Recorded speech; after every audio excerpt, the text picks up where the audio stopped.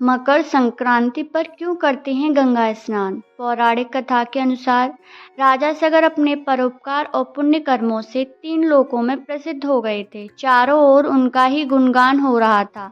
इस बात से देवताओं के राजा इंद्र को चिंता होने लगी कि कहीं राजा सगर स्वर्ग के राजा न बन जाएं। इसी दौरान राजा सगर ने अश्वमेध यज्ञ का आयोजन किया। इंद्रदेव ने अश्वमेध यज्ञ का घोड़ा चुराकर कपिल मुनि के आश्रम के पास बांध दिया। अश्वमेध यज्ञ का घोड़ा चोरी होने की सूचना पर राजा सगर ने अपने सभी 60,000 पुत्रों को इसकी खोज में लगा दिया। वे सभी पुत्र घोड़े को खोजते हुए कपिल मुनि के आश्रम तक पहुंच गए। वहां पर उन्होंने अश्वमेध यज्ञ का घोड़ा देखा। इस पर उन लोगों ने कपिल मुनि पर घोड़ा चोरी करने का आरोप लगा दिया। इससे क्रोधित होकर कपिल मुनि ने राजा सगर के सभी 60,000 पुत्रों को श्राप से जलाकर भस्म कर दिया। यह जानकर राजा सगर भागते हुए कपिल मुनि के आश्रम पहुंचे और उनको पुत्रों को क्षमादान देने का निवेदन किया।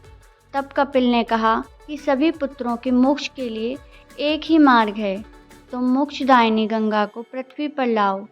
राजा सगर के पोते राजकुमार अंशुमान ने कपिल मुनि के सुझाव पर प्रण लिया कि जब तक माँ गंगा को पृथ्वी पर नहीं लाते तब तक उनके वंश का कोई राजा चैन से नहीं बैठेगा।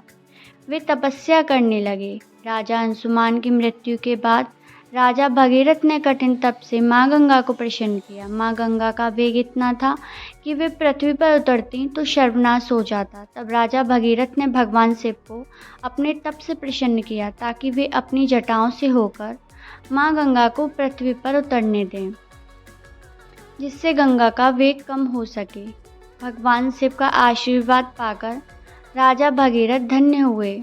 माँ गंगा को अपनी जटाओं में रखकर भगवान शिव गंगाधर बने। माँ पृथ्वी पर उतरी और आगे राजा भगीरथ और पीछे पीछे माँ गंगा पृथ्वी पर बहने लगी। राजा भगीरथ माँ गंगा को लेकर कपिल मुनि के आश्रम तक लेकर आए, जहाँ पर माँ गंगा ने राजा सगर के 60,000 पुत्रों को मोक्ष प्रदान किया। जिस दिन माँ गंगा ने राजा सगर के 60,000 पुत्रों को मोक्ष दिया, उस दिन मकर संक्रांति थी।